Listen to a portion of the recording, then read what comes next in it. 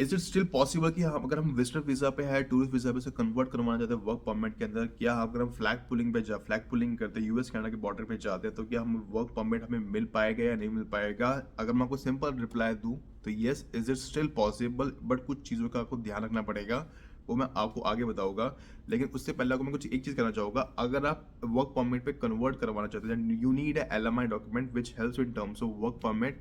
अगर आपकी जो जॉब है वो इन डिमांड में नहीं है, चाहे वो फूड काउंटर अटेंडेंट हो, किचन हेल्पर हो, रिटेल सुपरवाइजर हो, टिम होटल में वर्क करो, किसी भी एक्स वजह, तो सिंपल सी जॉब जो इन डिमांड जॉब नहीं है, आप उसमें ऑनलाइन आज के टाइम पे अप्लाई करते हो, तो chances are very high, 95% chances कि आपको वर्क परमिट नहीं मिलेगा। और मैंने एक नहीं, कम से कम 120 प्लस रिफ्यूजल आ चुके हैं जिनके साथ मैं वर्क करता हूँ डिफरेंट डिफरेंट कंपनियों के साथ, उन सबके रिफ्यूजल आ चुके हैं। तो अगर आपके इन डिमांड जॉब नहीं है, अगर आप कंस्ट्रक्शन में हो, हेल्थ केयर में हो, पर्ल सपोर्ट वर्क का, नैनी केयर में हो, केयर गिवर में हो, कोई भी हेल्थ केयर का वर्क हो, आप ट्रेड में हो, मैकेनिक्स में हो, तो आपकी पॉसिबिलिटी है कि आपको आराम से वर्क परमिट मिलेगा। Same goes to flag pulling के अंदर भी। फ्लैग पुलिंग हम तब यूज़ करते हैं जब हमें इमरजेंसी में वर्क परमिट की रिक्वायरमेंट होती है, लेकिन आज सबने आजकल बहुत उसको एक नॉर्मल वे में कर दिया है कि हमें as soon as possible work permit चाहिए, चाहे हमें इमरजेंसी ना भी हो, हमें तब भी फ्लैग पुलिंग करवानी है। फ्लैग पुलिंग टर्म होती है हम यूएस कनाडा के बॉर्डर पे जाते हैं, तो यूएस एक रास्ता होता है, यूएस की तरफ जाते हैं, तो वहाँ पे हम उनकी बॉर्डर पुलिस को बोलते हैं कि हमें फ्लैग पुलिंग करवानी है for in terms of work permit के लिए। तो वो एक आपको एक रिफ्यूजल देते हैं, एडमिनिस्ट्रेटिव लेटर प्रोवाइड करते हैं, then you have to come back. और फिर आपको आपको अपने सारे डॉक्यूमेंट्स दिखाने होते हैं। आपको offer letter, salary slip, pay slip, income tax, आपकी जो एलएमआई का डॉक्यूमेंट है, आपके पास जॉब ऑफर लेटर है जहाँ पे आप कनाडा में वर्क करोगे, वो आपको सारी चीज़ें दिखानी होती है। और आपका बाइट भी, आपका इंटरव्यू भी हो, आपसे कुछ क्वेश्चन पूछेंगे कि आपने क्या किया हुआ अपनी होम कंट्री में, क्या एक्सपीरियंस है, कितना एक्सपीरियंस है, क्या आपकी क्वालिफिकेशन है, कनाडा में आप क्या करोगे, क्या किस जॉब के लिए जा रहे हो, क्या आपकी पोजीशन है, क्या आपकी जॉब की डिस्क्रिप्शन है। वो आपकी लैंग्वेज भी चेक करेंगे, आपका आइएलटीएस का स्कोर भी देखेंगे। और अगर माइट भी उन्हें कुछ लगे कि कुछ ऊपर नीचे है, 19-20 भी है, तो माइट भी वो रिफ्यूज कर सकते हैं। But this is one of the best way कि आपको वर्क परमिट आराम से मिल जाए।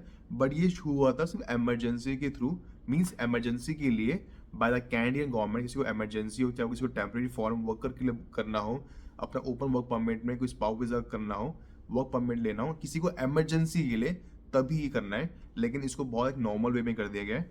अगर आप इसे विजिटर वीजा से वर्क परमिट में कन्वर्ट करवाना चाहते हो, still it possible, chances are very less कि आपको मिल जाए, बट स्टिल इट्स पॉसिबल। तीन चार बॉर्डर सेंटर्स है जहाँ पे आपको चेक करना पड़ेगा। एक नियाग्रा में है, एक सरी में है, एक विंडसर में है, एक अल्बर्टा साइड भी है, वैंकूवर साइड भी है। तो वहाँ पे आपको चेक करना पड़ेगा, बॉर्डर पे जाना पड़ेगा या पोर्ट पे जाना पड़ेगा। Then you have to do the same thing, same process. आपको फ्लैग पुलिंग करनी पड़ेगी कि माइट भी आपको वर्क परमिट मिल जाए। आज के टाइम पे जाने से पहले ये जरूर देखना कि जिस पोर्ट पे, जिस बॉर्डर पे जा रहे हो, वहाँ पे फ्लैग पुलिंग हो भी रही है या नहीं हो रही है, और उसके टाइमिंग्स क्या है। और अभी करंट सिनेरियो में सिर्फ 10 से 12 लोगों को ही लिया जा रहा है, दैट मीन्स 10 से 12 लोगों का ही फ्लैग पुलिंग किया जा रहा है, उन्हीं को ही वर्क परमिट मिल रहा है। This is the average, this is the average. अगर आप जाना चाहते हो तो जाओ एज सुन एज पॉसिबल, लेकिन टाइमिंग जरूर चेक करना। और ये जरूर चेक करना नियरेस्ट पोर्ट कौन सा है और वहाँ पे फ्लैग पुलिंग हो रही है या नहीं हो रही है। Want to know more about the timings, port जो नियरेस्ट पोर्ट है, तो आप सीबीएसई की वेबसाइट पे जाओ, बॉर्डर पुलिस की वेबसाइट पे जाओ, you can see the timing, check और कौन कौन से पोर्ट में अवेलेबल है, क्या टाइमिंग है और कितने लोगों को लिया जा रहा है। एंड मेक श्योर आपके पास सारे डॉक्यूमेंट्स हो, जैसा को मैंने कहा मेडिकल भी आपने करवा रखा हो, तभी पॉसिबिलिटी है। कोई भी डॉक्यूमेंट एक ऊपर नीचे होता है, डॉक्यूमेंट आपके अवेलेबल नहीं होता, तो आपको वो कैंसिल कर देंगे, तो आपको इशू आ सकता है, आपको वर्क परमिट नहीं मिलेगा। तो मेक श्योर आपके पास इनफ सारे डॉक्यूमेंट्स हो, आपके पास सारी सबकी फोटोकॉपी होनी चाहिए प्रॉपरली।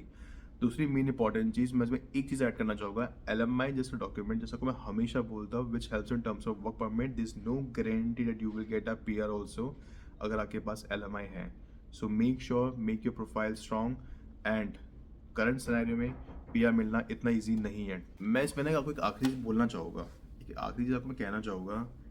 अभी आप कनाडा निकल गए ना, निकल गए सितंबर के महीने में, इसके बाद एलएमआई सब बंद है, सब खत्म है, वर्क परमिट नहीं मिल रहा।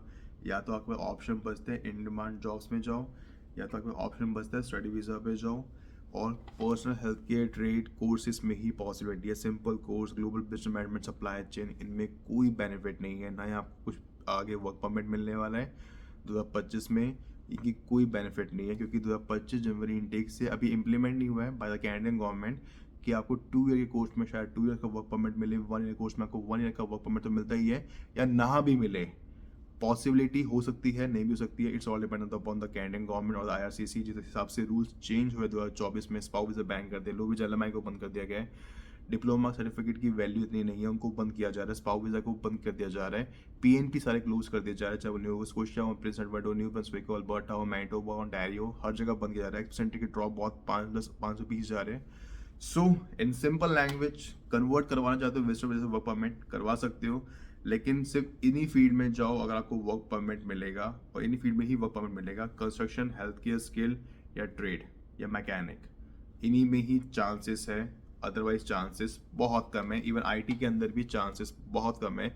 और अभी बहुत सारे फ्रॉड इस तरह के भी हो रहे हैं कि एजेंट कंसल्टेंट आपसे पैसे ले लेंगे, पैसे लेने के बाद बोल देंगे कि आपका नाम चढ़ा देंगे एलएमआई पे, आपसे 60-70% 80% अमाउंट ले लेंगे, और देन आपको बोलेंगे वर्क परमिट के लिए हम आपके लिए अप्लाई कर रहे हैं, और अगर 95% वर्क परमिट रिफ्यूज़ होगा अगर आपकी जॉब जो है वो इन डिमांड में नहीं आती है तो। सो मेक श्योर इन्हीं फील्ड को चूज़ करना जो आपको मैंने पहले बोला था, kitchen helper, food counter attendant, chef, इनकी कोई वैल्यू नहीं है, कोई वैल्यू नहीं है। आज के टाइम में आपको वर्क परमिट नहीं मिलेगा, वैल्यू है, आपको वर्क परमिट मिल जाएगा, बहुत अच्छी बात है, एक्सपीरियंस की जगह आपको पॉइंट्स मिल जाएगी, लेकिन आज के टाइम पे इनकी कोई वैल्यू नहीं है इन terms of work permit approval के रिगार्डिंग। सो वीडियो को यहीं पेंड करता हूँ। कोई भी क्वेश्चन हो किसी भी चीज़ के रिगार्डिंग, विजिटर वीजा एलएमआई के regarding, you can DM me on WhatsApp, और मुझे इंस्टाग्राम पे भी डीएम कर सकते हो। And if you need a session you can DM me on Instagram, I will help you out. तब तक के goodbye and have a great day.